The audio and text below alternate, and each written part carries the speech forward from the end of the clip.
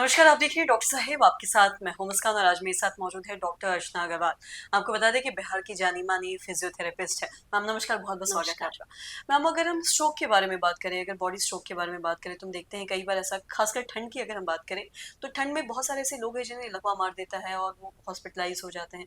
मैं आपसे जानना चाहूँगी कई बार ऐसा भी होता है कि आधा शरीर है जो लकवा मार देता है, आधे शरीर में पैरालाइज़ हो जाता है और आधा शरीर बच जाता है।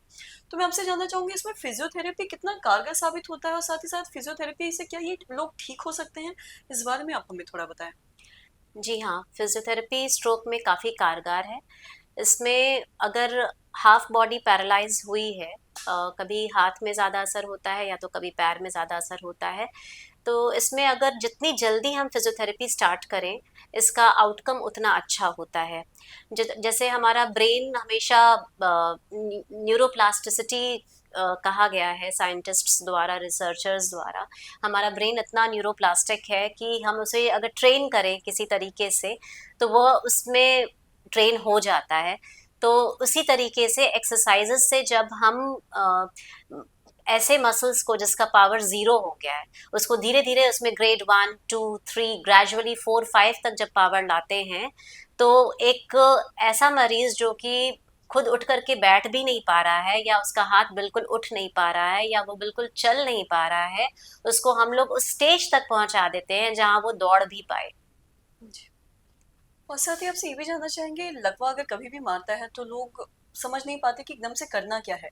मैं आपसे जानना चाहूँगी कि बहुत सारे ऐसे भी लोग हैं जो जिनका पैरालाइज़ हो जाता है अगर बहुत सारे अगर हम स्ट्रोक के बारे में बात करें, चाहे ब्रेन स्ट्रोक हो या बॉडी पैरालाइज़ हो जाए, तो ऐसे में उन्हें यही नहीं पता होता कि किस डॉक्टर के पास जाना है और साथ ही साथ कब उन्हें फिज़ियोथेरेपिस्ट के पास जाना है। तो ये जो कन्फ्यूज़न है जो एक ये भी आप उनका दूर करें।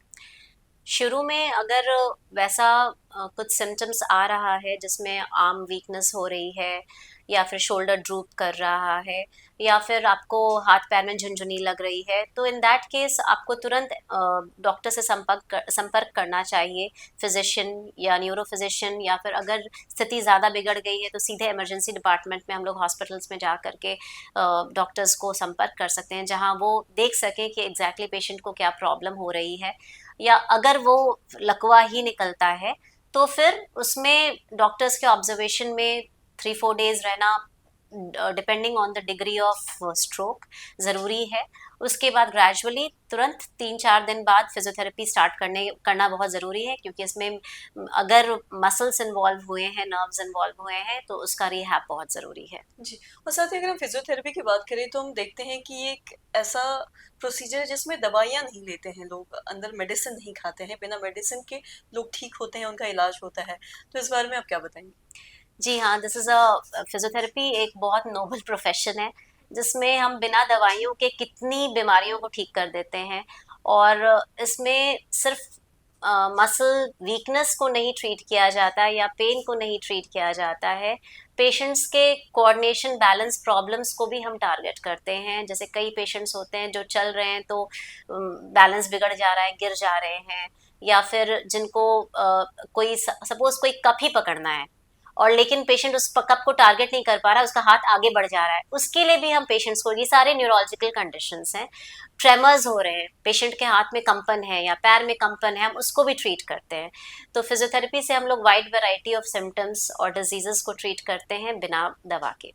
जी, बहुत-बहुत शुक्रिया तमाम जानकारी देने के लिए। तो आशा करते हैं दर्शकों की जो तमाम जानकारी है, आपके लाभदायक रही हो। तो आज के इस वीडियो में इतना ही। अगर आपने अब तक हमारे चैनल को सब्सक्राइब नहीं किया, तो तुरंत कर लें। साथ ही हमारे फेसबुक पेज को लाइक करें। वीडियो देखने के लिए आपका धन्यवाद।